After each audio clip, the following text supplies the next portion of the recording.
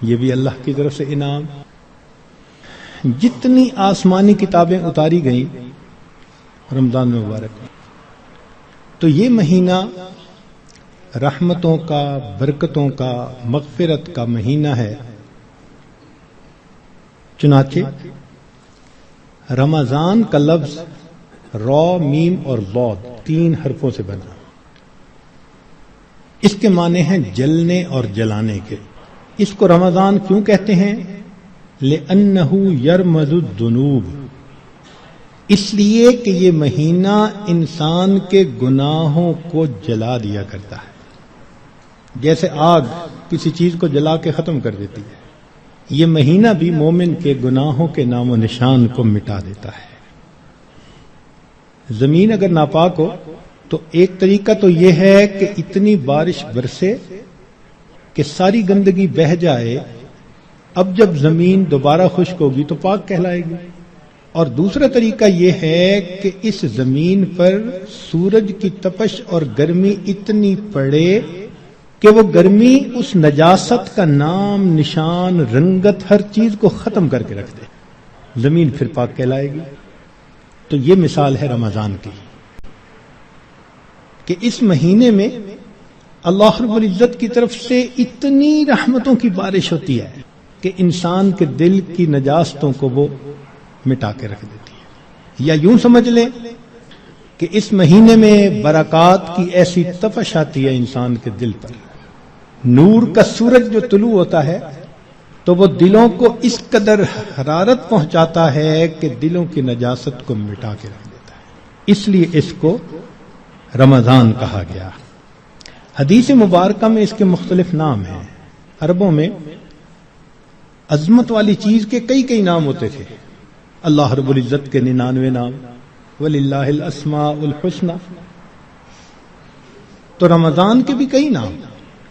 چنانچہ حدیث مبارکہ میں اس کو شہر مبارکن، اس لیے ہم رمضان مبارک بھی کہہ دیتے ہیں.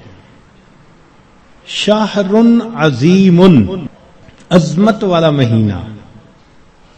شہر الصبر، صبر کا مہینہ. شہر المواسات، غمخاری کا مہینہ. چنانچہ علماء نے لکھا ہے کہ رمضان سید الشہور، یہ مہینوں کا سردار ہے. فیہ بدأ نزول القرآن، اس میں ہی قرآن مجید نازل ہوا. اس کی 27 تاریخ کو، رمضان کی 27 تاریخ کو لوح محفوظ پر آسمان دنیا پر نازل کر دیا گیا. پھر وہاں سے 23 سال کے عرصہ میں آہستہ آہستہ آیات کو نبی علیہ السلام پر اتارا گیا. تفسیر طبری میں قتادہ رضی اللہ تعالی عنہ کی روایت ہے، فرماتے ہیں ان اللہ اصطفى صفایا من خلقہ، اصطفى من الملائکۃ رسلا ومن الناس واصطفى من الکلام ذکرہ. اللہ تعالیٰ نے انسانوں میں، فرشتوں میں بعض کو چن لیا ہے، ان کو فضیلت بخش دی ہے. کلام میں اللہ نے اپنے ذکر کو، اپنی یاد کو پسند فرما لیا. واصطفى من الارض مساجدا، اور زمین کے ٹکڑوں میں سے جو مساجد جہاں بنی ہیں ان مساجد کو اللہ نے چن لیا. واصطفى من الشہور رمضان، اور مہینوں میں سے اللہ نے رمضان کو چن لیا. واصطفى من الایام یوم الجمعہ، دنوں میں اللہ تعالیٰ نے جمعہ کے دن کو چن لیا. واصطفى من اللیالی لیلۃ القدر، اور راتوں میں اللہ تعالیٰ نے لیلۃ القدر کو چن لیا. فعظموا ما عظم اللہ، تم بھی تعظیم کرو اس کی جس کی اللہ نے تعظیم فرمائی. جس کو اللہ نے عظمت بخشی تم بھی اس کی تعظیم کرو. چنانچہ تفسیر در منصور میں علامہ سیوطی رحمۃ اللہ علیہ فرماتے ہیں، کعب رضی اللہ تعالی عنہ سے روایت کہ ان اللہ اختار ساعات اللیل والنہار فجعل منہن صلاۃ المکتوبہ، اللہ تعالیٰ نے دن رات میں سے کچھ اوقات کو پسند کیا، ان میں 5 نمازوں کو فرض فرما دیا. واختار الایام فجعل منہن الجمعہ، دنوں کو چنا تو ان میں سے جمعہ کو پسند فرما لیا.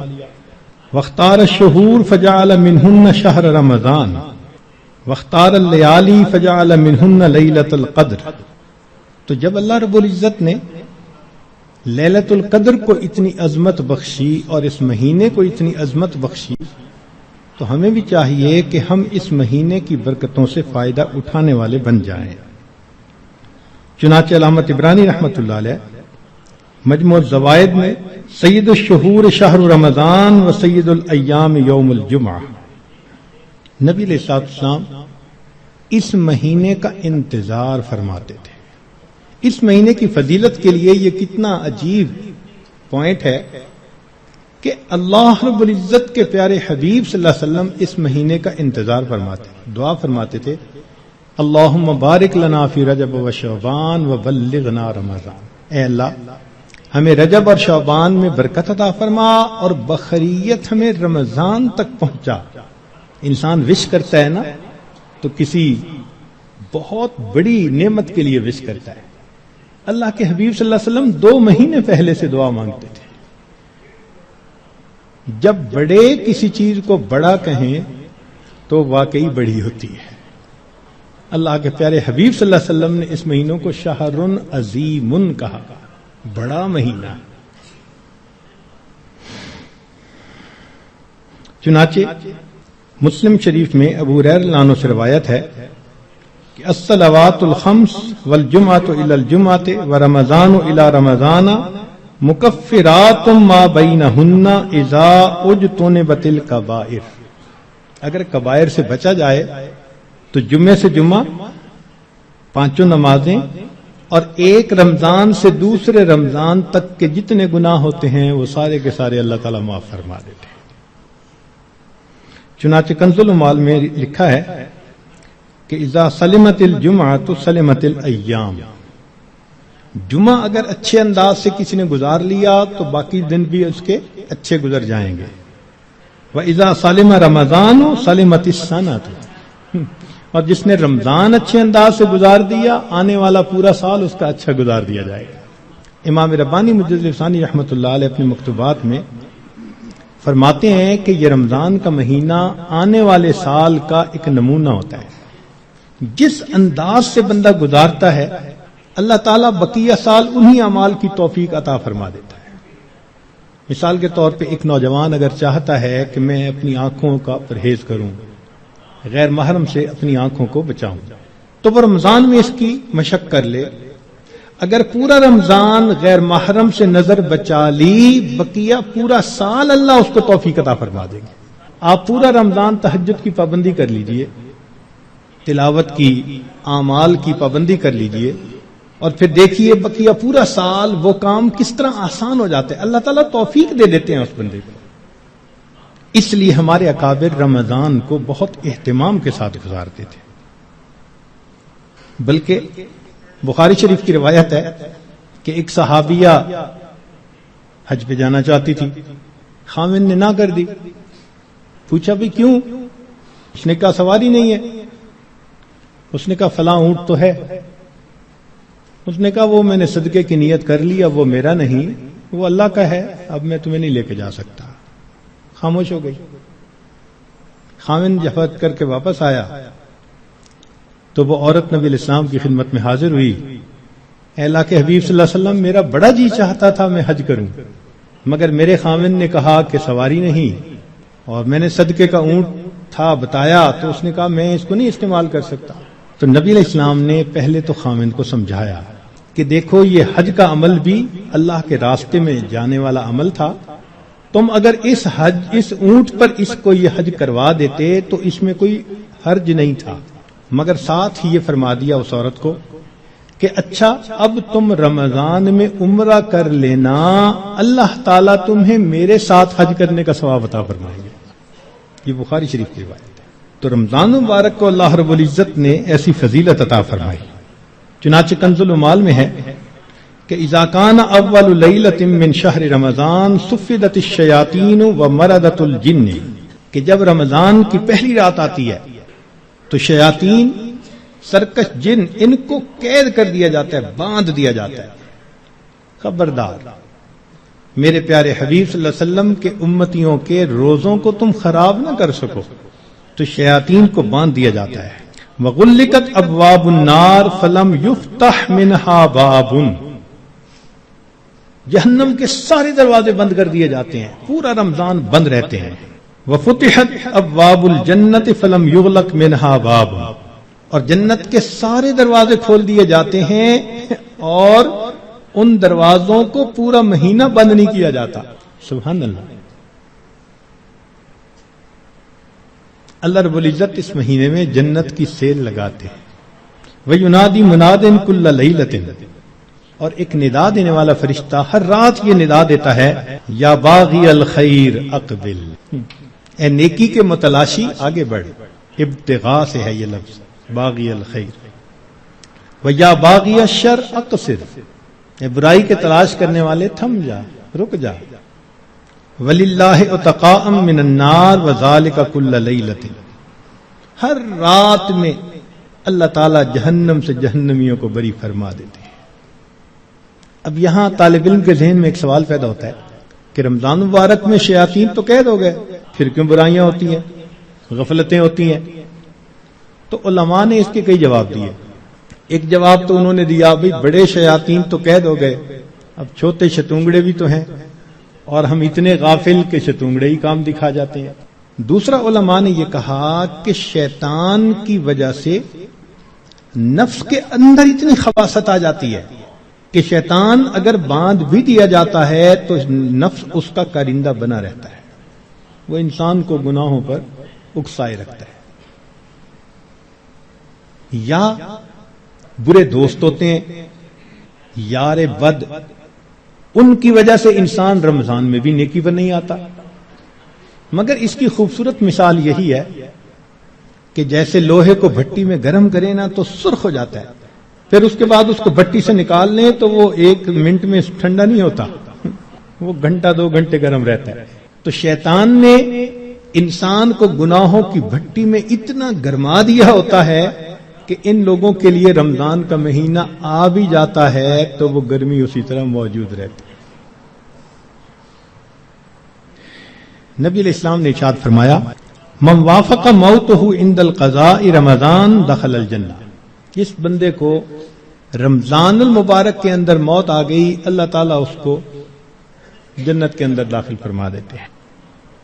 سیدہ عائشہ صدیقہ رضی اللہ تعالی عنہ فرماتی ہیں کہ کان رسول اللہ صلی اللہ علیہ وسلم یجتہد فی رمضان ما لا یجتہد فی غیرہ، مسلم شریف کی روایت کہ رمضان المبارک میں نبی علیہ السلام عبادات میں اتنی محنت فرماتے تھے، مشقت اٹھاتے تھے کہ رمضان کے علاوہ کسی اور مہینے میں اس قدر محنت نہیں فرماتے تھے. اس سے معلوم ہوا کہ خاص اہتمام فرماتے تھے اس مہینے. ایک اور روایت ہے بہقی کی، سیدہ صدیقہ رضی اللہ عنہا فرماتی ہیں کہ کان رسول اللہ صلی اللہ علیہ وسلم اذا دخل رمضان، کہ جب رمضان کا مہینہ آتا تھا، شد میں ازارہ، نبی علیہ السلام اپنی تہبند کو کس کے باندھ لیتے تھے. ثم لم یأت فراشہ حتی ینسلخ، پھر پورا مہینہ گزرنے تک اپنے بستر پر واپس نہیں آیا کرتے تھے. اللہ اکبر کبیرہ. اس لیے کہ وہ رمضان کی برکات سے واقف تھے، جانتے تھے. بہقی کی شریف کی ایک اور روایت ہے، کان اذا دخل رمضان تغیر لونہ، کہ جب رمضان کا مہینہ آتا تھا نبی علیہ السلام کا چہرے کا رنگ بدل جاتا تھا. اللہ اکبر کبیرہ. وکثرت صلاتہ، اور نبی علیہ السلام نماز نفل کثرت کے ساتھ پڑھتے تھے. وابتہل فی الدعاء واشفق لونہ، اور اپنی دعا میں اتنے اللہ کے سامنے عاجزی کرتے تھے کہ آپ صلی اللہ علیہ وسلم کا چہرہ انور سرخ ہو جایا کرتا تھا. اللہ اکبر. چنانچہ ایک حدیث مبارکہ میں ہے، سلمان فارسی رضی اللہ عنہ اس کی روایت فرماتے ہیں کہ خطبنا رسول اللہ صلی اللہ علیہ وسلم فی آخر یوم من شعبان فقال، نبی علیہ السلام نے فرمایا، یا ایھا الناس قد اظلکم شہر عظیم مبارک، اے لوگو تمہارے اوپر ایک بڑا مہینہ برکت والا آ گیا ہے. شہر فیہ لیلۃ خیر من الف شہر، ایسا مہینہ کہ جس میں ایک رات ہے جو 1000 مہینوں کی عبادت سے بھی زیادہ افضل ہے. شہر جعل اللہ صیامہ فریضہ، ایک ایسا مہینہ جس کے روزے کو اللہ رب العزت نے فرض فرمایا، وقیام لیلہ تطوعا، اور رات کے قیام کو اللہ نے اپنے قرب کا ذریعہ بنایا۔ من تقرب فیہ بخصلۃ من الخیر کان کمن ادى فریضۃ فیما سوا، جس نے رمضان میں نفل عمل کیا ایسے اجر ملے گا جیسے رمضان کے علاوہ اس نے کسی فرض کے اوپر عمل کیا تھا۔ ومن ادى فریضۃ فیہ کان کمن ادى 70 فریضۃ فیما سوا، جس نے ایک فرض پر عمل کیا اس کو 70 فرض جو غیر رمضان میں ہوتے ہیں اس کے برابر اجر عطا کیے جاتے ہیں۔ یہاں سے معلوم ہوا کہ اللہ رب العزت رمضان مبارک میں انسان کے اعمال کا ریٹ 70 گنا بڑھا دیتے ہیں، ملٹیپلائی، سبحان اللہ۔ ایک ایک عمل کو دنیا ریٹ انکریز کرتی ہے تو 10% اور 20%، 10واں حصہ 20واں حصہ، اللہ تعالیٰ ریٹ بڑھاتے ہیں تو کیا 70 گنا، 70 سے ضرب دے دی، اس لیے کہ وہ شہنشاہ حقیقی ہے، وہ اپنے بندوں کو اتنا اجر دینا چاہتا ہے کہ ان کے گناہوں کی ظلمتیں ختم ہو جائیں۔ تو ایسے وقت میں ہمیں بھی چاہیے کہ ہم اپنے اعمال اللہ رب العزت کے حضور پیش کریں۔ چنانچہ نبی علیہ السلام نے ارشاد فرمایا، هو شہر الصبر والصبر ثوابہ الجنہ، یہ صبر کا مہینہ ہے اور صبر کا بدلہ جنت ہے۔ وشہر المواسات، غمخاری کا مہینہ، سبحان اللہ۔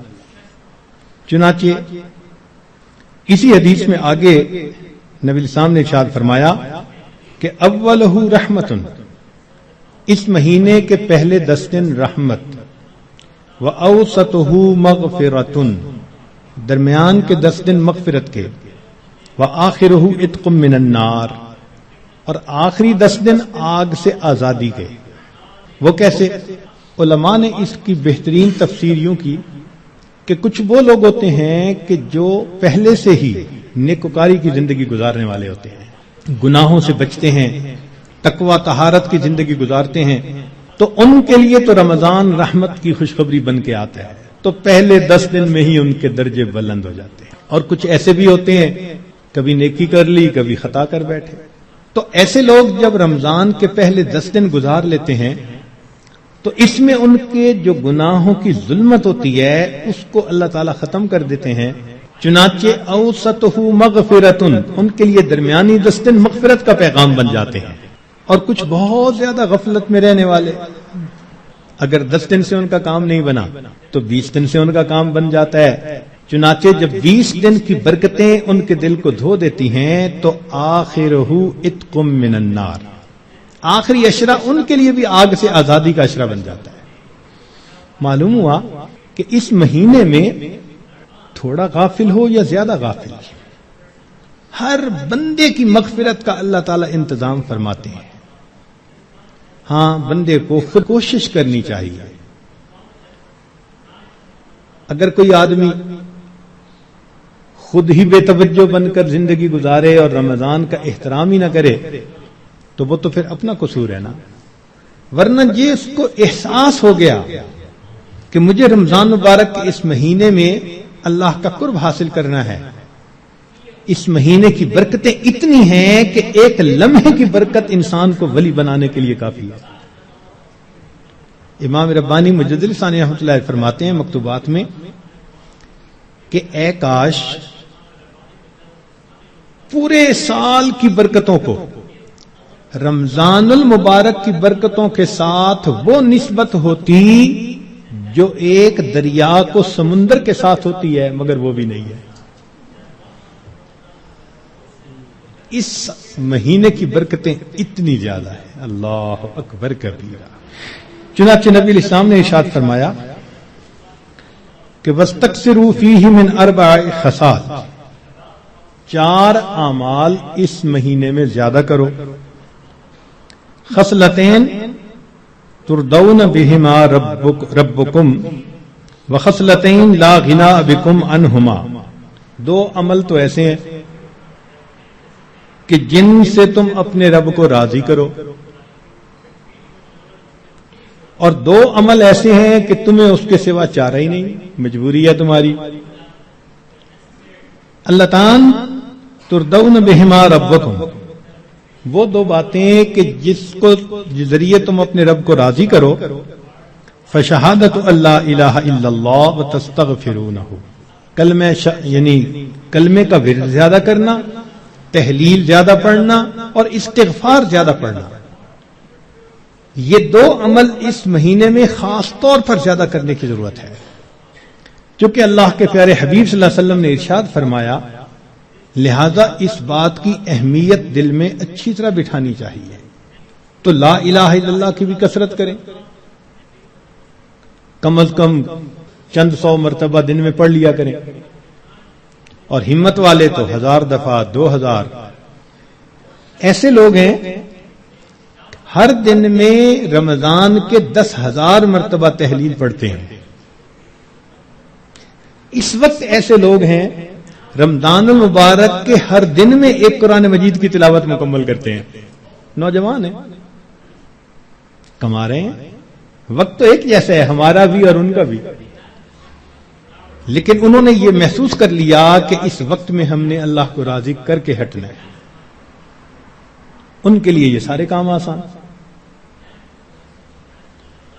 تو ہم چلو چند 100 دفعہ یا 1000 دفعہ ہی لا الہ الا اللہ کا ورد کر لیا کریں، اور اگر چلتے پھرتے عادت ڈال لیں تو سبحان اللہ کئی 1000 مرتبہ کرنا بھی آسان ہے.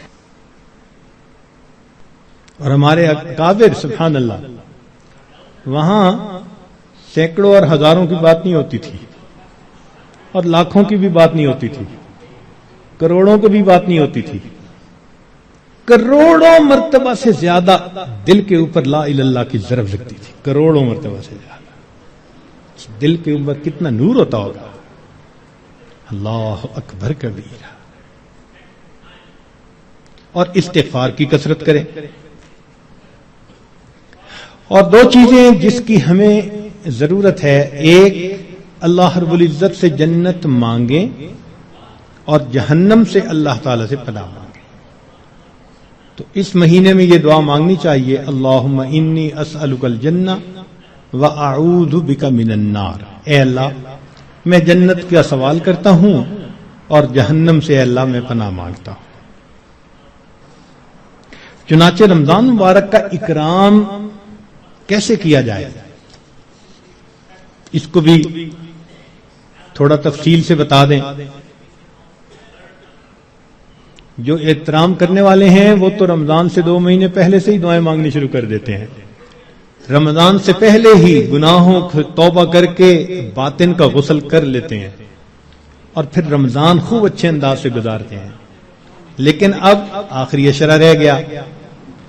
اس آخری عشرے میں ہم گناہوں سے اس طرح بچیں جیسے احرام کی حالت میں حاجی محرم گناہوں سے بچا کرتا ہے. جو لوگ حج پر گئے ہیں نا، عمرہ پر، ان کو اچھی طرح اندازہ ہے کہ جب احرام باندھ لیتا ہے تو بالکل کیفیت ہی اور ہو جاتی ہے. پھر جنایات سے بہت بچنے کی کوشش ہوتی ہے.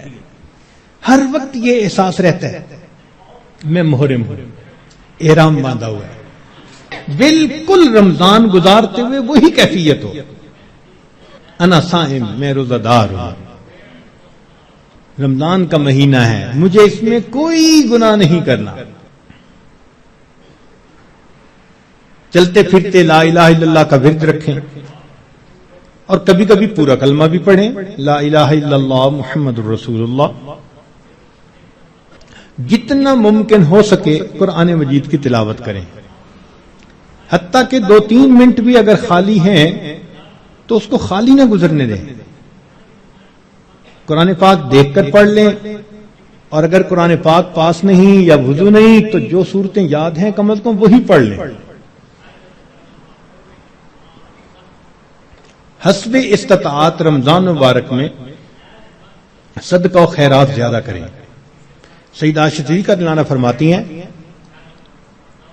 کہ نبی علیہ الصلوۃ والسلام رمضان مبارک میں اپنے دونوں ہاتھ صدقے کے لیے کھول دیا کرتے تھے. جیسے تیز ہوا چلتی ہے اس طرح نبی علیہ الصلوۃ والسلام صدقہ پانی اللہ کے راہ پانی کی طرح پیسہ بہا دیتے تھے. تو صدقہ و خیرات زیادہ کرنا. وعظ و نصیحت کی محفل میں روز بیٹھیں. کہیں فجر کے بعد ہوتی ہے, کہیں تراویح کے بعد ہوتی ہے, اور آخری عشرے کا سنت اعتکاف اگر نصیب ہو تو سبحان اللہ. معتکف کی حالت ایسی ہی ہوتی ہے کہ جیسے کسی کو منانے کے لیے اس کے دروازے کی چوکھٹ کو پکڑ کے بیٹھ جائے. اگر تو در نہ کھولے گا تو میں بھی در نہ چھوڑوں گا. بس نیت کر لے کہ اے رب کریم آپ کو مجھے منا کے اٹھنا ہے. واقعی دیکھا ہم نے محبت میں ایسے ہوتا ہے, اگر کبھی کوئی محبوب ناراض ہو لوگ قدموں میں بیٹھ جاتے ہیں. بیٹے سے باپ خفا ہو آپ کے قدموں میں بیٹھ جاتے ہیں. ابو جب تک آپ راضی نہیں ہوں گے میں قدموں میں سے نہیں اٹھوں گا. سبحان اللہ. یہی مومن کا حال ہونا چاہیے. اے کریم تیرے در پر آ کر بیٹھ گئے ہیں,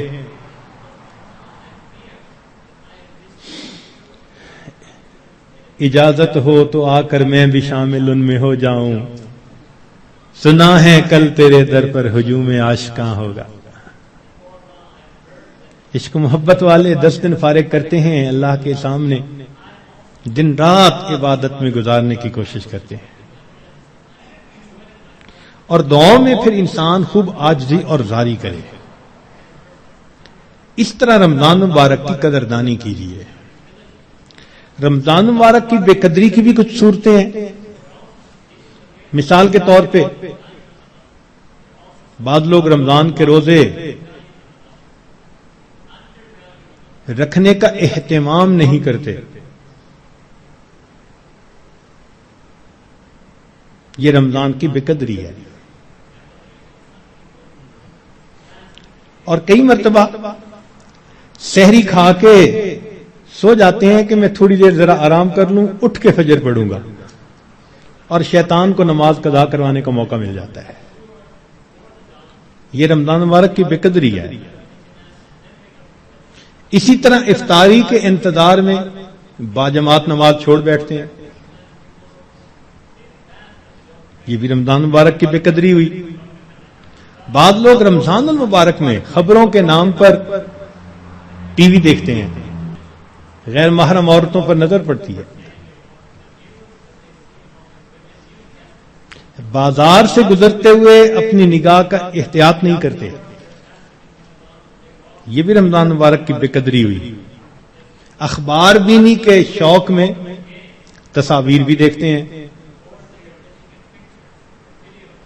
یا بعض لوگوں کو دیکھا کہ بھوک سے بچنے کے لیے یا پیاس کے احساس سے بچنے کے لیے ڈائجسٹ پڑھنا شروع کر دیتے ہیں, ناول افسانے, کہ وقت گزر جائے. تو وقت گزاری کے لیے ڈائجسٹ جیسی کتابیں اور اس طرح کی کتابوں کا پڑھنا یہ بھی رمضان مبارک کی بے قدری ہے. اس سے تو بہتر تھا کہ آپ قرآن مجید کی تلاوت کر لیتے. اور بعض مرتبہ عورتیں گھر کے کام کاج میں لگی ہوتی ہیں تو وہ وقت گزاری کے لیے موسیقی والی قوالی لگا دیتی ہیں, اور ایسی آج کل قوالیاں بن بھی خوب رہی ہیں گانوں کی طرز پر.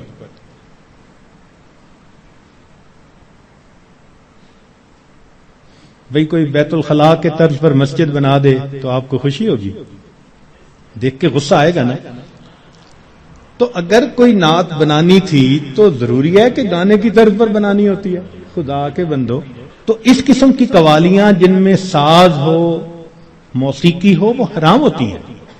نبی علیہ السلام نے ارشاد فرمایا, میں آلات موسیقی کو توڑنے کے لیے مبعوث ہوا ہوں, اس لیے اس سے 100% پرہیز کرنا چاہیے. بعض نوجوان وقت گزارنے کے لیے انٹرنیٹ پہ بیٹھ جاتے ہیں, اور جو دنیا بلا کا گند ہے وہ انٹرنیٹ کے اندر موجود ہوتا ہے. یہ بھی رمضان مبارک کی بے قدری ہوئی. اور بعض اپنے دوستوں سے میسیجز کا سلسلہ شروع کر دیتے ہیں, یہ بھی رمضان مبارک کی بے قدری. اور اس سے بڑھ کر اور گناہ یہ کہ سیل فون کے اوپر غیر محرم سے باتیں کرتے ہیں یا اس کو میسج بھیجتے ہیں. یہ بھی رمضان کی بے قدری ہے. اور یہ بھی رمضان کی بے قدری ہے کہ انسان غیر محرم کو کہے کہ میں اب رمضان میں میسج نہیں بھیجوں گا، اس کے بعد بھیجوں گا. تو اس کا مطلب یہ ہوا کہ اس نے اللہ کے حکم کی تعظیم نہیں کی. تو رمضان میں ان گناہوں کو کاملاً چھوڑنا ہے، یہ نہیں کہ صرف رمضان کے لیے چھوڑنا ہے. بعض لوگ حالات حاضرہ کے نام پر ایک دوسرے بندے کی غیبتیں شروع کر دیتے ہیں. بعض لوگ رمضان میں یہ کہنے میں بڑا خوش محسوس کرتے ہیں آج روزہ بڑا لگ رہا ہے. بھائی صبر کیجئے، صبر کا مہینہ ہے، اور روزہ لگا بھی تو کتنے گھنٹے کی بات ہے، چند گھنٹے کی بات ہے. مگر وہ اس کو ایک ٹاپک بنا لیتے ہیں. ہر آنے والے کو بس میں اٹھ نہ سکا اور تھوڑا وقت تھا، پانی نہ پی سکا اور کھانا نہ کھا سکا. ایسے لگتا ہے جیسے روزے کا ماتم کر رہے ہو بیٹھے ہوئے.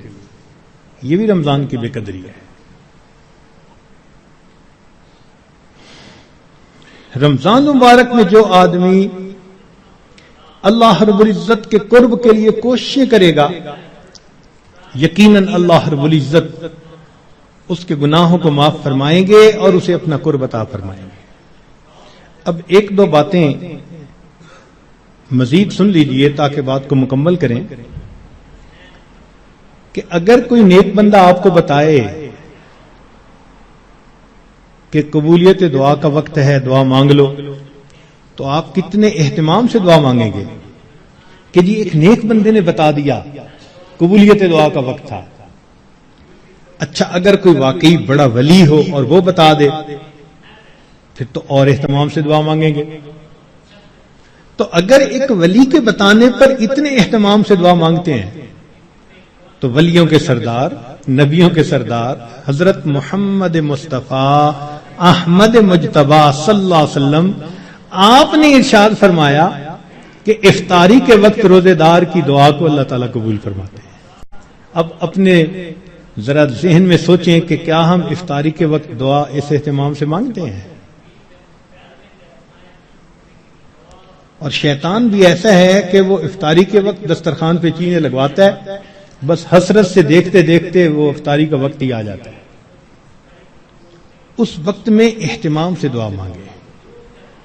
رات کے اوقات میں، دن کے اوقات میں اللہ رب العزت سے معافی مانگیں اپنے گناہوں کی، اللہ تعالیٰ کو منانے کی کوشش کریں. یہ بخشش کا مہینہ ہے، رحمتوں کی انتہا ہے. جو بندہ تھوڑی سی بھی کوشش کرے گا یقیناً وہ رمضان کی رحمتوں کی وجہ سے بخش دیا جائے گا. اب یہاں پر ایک بات اور ذہن میں رکھیں کہ ماں اپنے بیٹے کے بارے میں بد دعا نہیں سن سکتی. کسی ماں کے سامنے بیٹے کو بد دعا دیں تو صحیح، حشر دیکھیں گلے پڑ جائے گی. تو ہوتا کون ہے میرے بیٹے کو بد دعا دینے والا؟ تو ماں کو اگر بیٹے سے اتنی محبت ہے کہ وہ بد دعا نہیں سن سکتی، تو کیا ایسا ہوگا کہ کوئی بد دعا دے اور ماں آمین کہے بیٹھ کے؟ وہ تو آمین نہیں نہ کہے گی. اب ماں کی محبت کا یہ عالم ہے تو اللہ کے پیارے حبیب صلی اللہ علیہ وسلم کو امت کے ساتھ کتنی محبت تھی. 23 سال امت کے لیے اللہ کے محبوب صلی اللہ علیہ وسلم راتوں کو روتے رہے. کوئی ماں بچوں کے لیے 23 سال نہیں روتی، کوئی باپ اپنی اولاد کے لیے 23 سال نہیں روتا. اللہ کے پیارے حبیب صلی اللہ علیہ وسلم 23 سال تہجد میں روتے تھے، امت کے لیے روتے تھے. اتنی محبت تھی امت کی. روایت میں آتا ہے کہ ملک الموت نے آ کے عرض کیا، اے اللہ کے حبیب صلی اللہ علیہ وسلم، اللہ تعالیٰ نے بھیجا ہے. نبی السلام نے پوچھا اچھا پہلے مجھے یہ پوچھ کے بتاؤ میرے بعد میری امت کا کیا بنے گا؟ اللہ اکبر. ادھر سے بلاوا آتا ہے اور اللہ کے حبیب صلی اللہ علیہ وسلم کو امت یاد آتی ہے، میری امت کا کیا بنے گا؟ اللہ تعالیٰ نے فرمایا تیری امت کے بارے میں تیرے دل کو خوش کریں گے میرے محبوب۔ اللہ اکبر، اتنی محبت امت کے ساتھ۔ اور ان کے سامنے جبریل علیہ السلام ایک دعا مانگتے ہیں، برباد ہو جائے وہ شخص جس نے رمضان کا مہینہ پایا اور اپنی مغفرت نہ کروائی، اور اس پر نبی علیہ السلام فرماتے ہیں آمین۔ اب آپ سوچیں کہ رمضان المبارک میں مغفرت کا کروانا کتنا اہم ہے۔ اول تو ایک فرشتے کی بد دعا کافی تھی، پھر اس کے اوپر نبی علیہ السلام کی آمین، اس نے کتنا موقت کر دیا اس بد دعا کو۔ اللہ اکبر۔ اس لیے رمضان گزرے گا تو یا ہمارے لیے عید ہوگی یا پھر ہمارے لیے وعید ہوگی۔ جن کی بخشش ہو گئی ان کے لیے تو عید ہوگی، خوشی کا دن، اور جن کی بخشش نہ ہوئی پھر ان کے لیے وعید ہوگی۔ اس لیے رمضان کے ان باقی ایام کو بہت ہی زیادہ اہتمام کے ساتھ اللہ تعالیٰ سے مانگ کے گزاریں، رو دھو کے گزاریں۔ جب دل میں فکر ہوتی ہے نا، پھر مانگنے کا طریقہ خود بخود آ جاتا ہے۔ جب بیٹا بیمار ہو نا ہاسپٹل میں، تو اس کی ماں کو دعا کا ادب کوئی نہیں سکھاتا، ماں کو دعا مانگنا خود آتا ہے۔ وہ جس انداز سے رو رہی ہوتی ہے، وہ جس طرح اللہ کے سامنے گڑ گڑا رہی ہوتی ہے، اللہ میرا بیٹا ای سی یو میں داخل ہو چکا، ٹپ ٹپ آنسو گر رہے ہوتے ہیں۔ دعا کے آداب کون اسے سکھاتا ہے؟ محبت ہوتی ہے، دل کو فکر لگی ہوتی ہے۔ اسی طرح جب دل کو فکر لگ جاتی ہے نا کہ وقت تو گزر رہا ہے، میں نے کیا کیا اس میں، تو پھر انسان کو اللہ رب العزت سے مانگنا بھی آ جاتا ہے۔ کہتے ہیں کہ ایک اعرابی تھا، تو رمضان مبارک میں عجیب اس نے دعا مانگی، کہنے لگا اللہم انک امرت بعتق العبید ونحن عبیدک، اے اللہ آپ نے غلاموں کو آزاد کرنے کا حکم دیا ہے۔ اس حدیث میں بھی نبی علیہ السلام نے فرمایا کہ جو غلام آزاد کرے اس کو یہ اجر ملے گا۔ تو دیکھیے ایک دیہاتی شخص ہے، کیا دعا مانگ رہے ہیں؟ اللہم انک امرت بعتق العبید ونحن عبیدک فاعتقنا من النار فی شہر رمضان، اے اللہ اس رمضان کے مہینے میں جہنم کی آگ سے ہمیں آزاد فرما دیجیے۔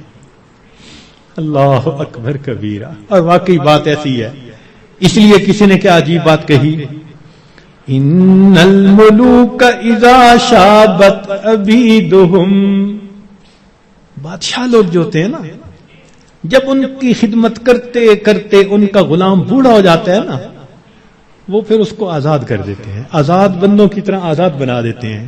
عمر گزار دی اس نے خدمت کرتے کرتے۔ بادشاہ بڑھاپے میں اس کو غلام نہیں رکھتے، یہ دستور ہوتا ہے بادشاہوں کا۔ ان الملوک اذا شابت عبیدہم فی رقہم آتقوہم اتق احراری، بڑھاپا جب ہو جاتا ہے وہ کہتے ہیں کہ اس نے تو عمر گزار دی خدمت کرتے کرتے، اب اس کو غلامی سے آزاد کر کے آزاد بندوں جیسی زندگی۔ وَأَنْتَ يَا سَيِّدِي أَوْلَى بِذَاكَ رَمَا، اے سید، اے میرے سردار، اے میرے آقا، آپ تو اس بات کے زیادہ حقدار ہیں۔ ہم نے بھی تو کلمہ پڑھتے پڑھتے بال سفید کر لیے نا، دل سفید نہ کر سکے، بال تو سفید کر بیٹھے، کلمہ پڑھتے پڑھتے بوڑھے تو ہو ہی گئے۔ اے کریم تو مہربانی فرما، رمضان کے اس مہینے میں اللہ ہمیں جہنم کی آگ سے آزاد فرما۔ ہمارے پاس کوئی عمل اور نہیں جو اللہ کے حضور پیش کر سکے۔ عبداللہ ابن مبارک رحمت اللہ علیہ کی بات یاد آتی ہے کہ موت کے وقت اپنے رخسار کو زمین پر رگڑنے لگ گئے اور دعا مانگنے لگے، اللہ عبداللہ کے بڑھاپے پر رحم فرما. یہ نہیں کہا کہ میں محدث ہوں، یہ نہیں کہا میں نے ہزاروں کو حدیث کا علم پڑھایا، یہ نہیں کہا اتنے لوگوں کو ہدایت ملی. کوئی عمل اپنا اللہ کے حضور پیش نہیں کیا. وہ جانتے تھے اللہ کی عظمت کو، وہ پہچانتے تھے. صرف ایک بات کہی، اے اللہ عبداللہ کے بڑھاپے پر رحم فرما دے. تو اگر بادشاہ اپنے بوڑھے غلاموں کو آزاد کر دیتے ہیں تو میرے مولا ہم تو آپ کے نسلی غلام ہیں. ہمارے والد بھی آپ کے در سے مانگ کے کھاتے تھے، ہماری والدہ بھی آپ کے در سے مانگتی تھی. اللہم انی عبدک وابن عبدک وابن امتک. کیا مانا اس کا؟ یہی تو ہے. میرا باپ بھی منگتا تھا آپ کے در کا، میری ماں بھی منگتی تھی، میں بھی منگتا. اللہ مہربانی کر دیجئے، اپنے در سے خالی نہ اٹھائیے. اے اللہ آج 21 رمضان کی رات ہے اور اوپر سے جمعرات، جمعہ کی رات. اے اللہ اس مبارک رات میں ہمارے تمام گناہوں کو معاف فرما دیجئے، اور جو آگے وقت آ رہا ہے اللہ ہمیں صحیح انداز کے ساتھ گزارنے کی توفیق عطا فرما دیجئے. وآخر دعوانا ان الحمد للہ رب العالمین.